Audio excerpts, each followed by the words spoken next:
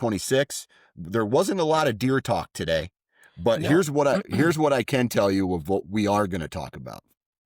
We are going to talk about shed hunting. We are going to talk about some gear and practicing and knowing your weapon. We're going to talk about what deer are doing this time of year that we've noticed, and how we can tell. Like the next episode next week, I'd really like to talk to you about what you've noticed coming out of the deer season on how well you think your herd health is of the deer on your farms. Like, because sometimes you catch a deer on trail cam, you're like, dude, they do not look good. Like they're skinny, or they're wound down from the rut.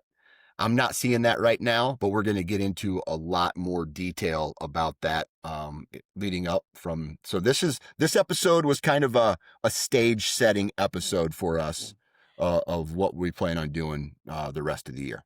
Yeah, and I think one thing to add to that coming out of the season and stuff is what can you take away from it as far as where do I need to improve? Are there still areas that, 20, 30 years later, I'm still I like that failing idea. at, know? So Yep, love that. Yeah, because I make mistakes every single year. Yep. Every single year. I made a big one. It cost me a 150-inch deer this year. Yep. So it's things that we got to keep talking about. The more we keep talking about it, the more it's on our mind, and the more it's on our mind, the least likely we are to make those mistakes leading into 2026. And ultimately, what I want for us and for the listeners is to have our best year ever. Right. Our best year ever. Right. So, any final thoughts before we shut her down today? No, the only other thing I was going to add to this is it was something I listened to in church the other day. Our pastor was talking about how as humans, especially Americans, we're always looking for the latest and greatest. We're always looking for an improvement or something. Maybe if we can scale it back and enjoy what is in front of us. Absolutely. Absolutely. That's a message that I try to preach in my household all the time. Yeah. Because I'm not a huge fan of comparing things, right? Like, oh, this guy, I don't know. There was this one guy, he shot a 230-inch buck this year. It was a monstrosity.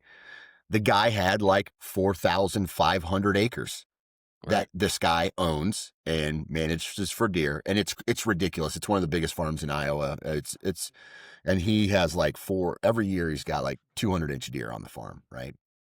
And people are just like, oh, it must be nice to have this and that and this and that. I'm just like, dude, instead of putting your energy there, put your energy in where you're at.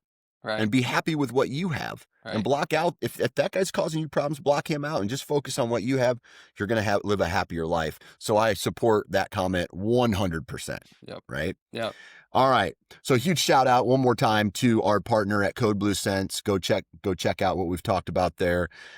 As we get into the new year, I'm excited to keep talking with all of you.